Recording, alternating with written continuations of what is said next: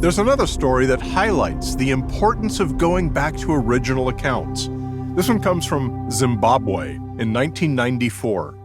At a rural school in Africa, 62 children reported that a flying saucer came down and landed in a field just outside their playground, and some small men in black came out and gave them all a telepathic message that they should take better care of the earth. The 62 children drew pictures of the craft and told the story of what happened. Their stories and pictures were all consistent. Even a prominent Harvard professor interviewed them and reported their story was absolutely authentic. Moreover, these were said to have been poor African children who would have had no prior exposure to science fiction or pop culture and wouldn't even have known about UFOs or flying saucers. It's said to be one of the most compelling cases of proof of alien visitation. The problem here is that we don't have any original accounts of what might have happened there, if anything. First of all, these were not poor African children from some village. This school was among the most expensive private schools serving Harare, the capital of Zimbabwe, 15 minutes away. These were wealthy kids, mostly South African and British, who had HBO at home and went to the movies and watched TV. And what they'd been watching for the past few days had been nothing but UFO hype.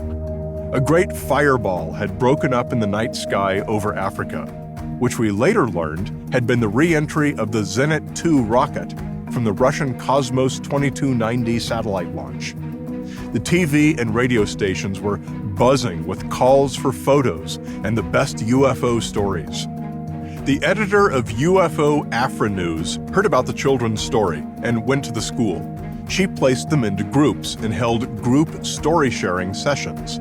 They made and shared their drawings together. This is the exact opposite of how witnesses are supposed to be interviewed. The most crucial step of which is to separate them completely as early as possible. Because now, having influenced one another, the children's stories were hopelessly cross-contaminated, and so of course the stories were similar. But the most destructive influencing came from the Harvard professor 2 months later. This was John Mack, an author who firmly believed in alien abduction. He was actually under investigation by Harvard at the time for telling people who wondered if they'd been abducted by aliens that that's exactly what had happened to them. His whole thing was persuading people that they'd been visited by aliens, to the point of breaking Harvard's ethical standards. That is not an impartial observer.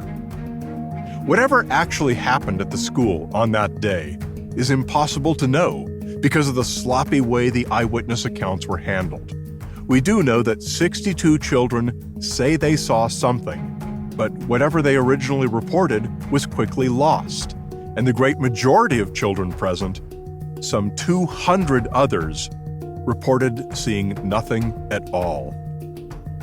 We're looking for extraordinary, hard evidence, but these two stories offer nothing but horrible, contaminated anecdotes. Maybe we can find something better if we look at some of the official government reports.